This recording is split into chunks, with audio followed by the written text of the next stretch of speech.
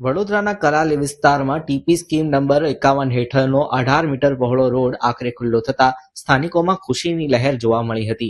ચાણક્યનગરીથી Vedanta sunshine તરફ જતો આ રોડ સરકાર દ્વારા મંજૂર હોવા છતાં લાંબા સમયથી દબાણના કારણે અવરોધિત હતો.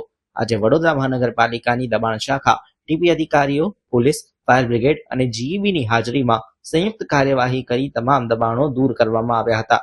પરંતુ બંદોબસ્ત સાથે શાંતિપૂર્ણ રીતે કામગીરી પૂર્ણ કરાઈ હતી. રોડ ખુલતા વાહન વ્યવહાર સરળ બનશે અને વિસ્તારના વિકાસને વેગ મળશે એવી લાગણી સ્થાનિકોએ વ્યક્ત કરી હતી.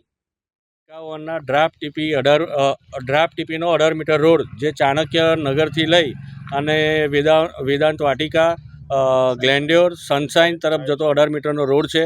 જે ટીપી સરકારમાં ડ્રાફ્ટ મંજૂર થઈ છે અને 18 મીટરના રોડ ઉપર સોસાયટીના કામકાજ બી ચાલુ છે.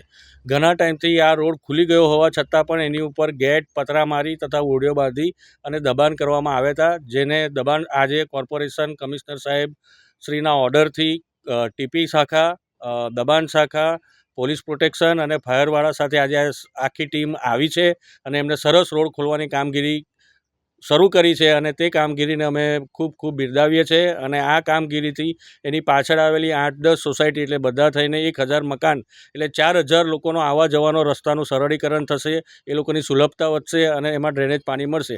તેથી અમે કમિશનર સાહેબનો ખૂબ અભિવાદન કરીએ છીએ તથા તમામ જે ટીમો સાથે જોડાઈ છે તેને પણ અમે સાથ સહકાર આપીએ છીએ. આ કલાલી વિસ્તારમાં ચાણક્યપુરીથી પુષ્પ 27નો 18 મીટરનો જે ટીપી રોડ આવેલો છે એ આજે આપણે ટીડીઓ ટીપી અને ટીડીઓ બીપીના સંયુક્ત સ્ટાફ દબાણ શાખા સાથે આજે ખુલ્લો કરવાની કામગીરી ચાલુ છે. નોટિસ તો આપેલી હતી એમને, રોડ તો ખુલ્લો છે પરંતુ એમની જે વધારાનું જે 5-5, 6-6, 7-7 મીટર જે કટિંગ આવતું હતું એ પ્રમાણે અમે અત્યારે 18 મીટરના રોડ પ્રમાણે એક્ઝેક્ટ અત્યારે એ કરીને ખુલ્લો કરવાની કામગીરી હાથ ધરી છે.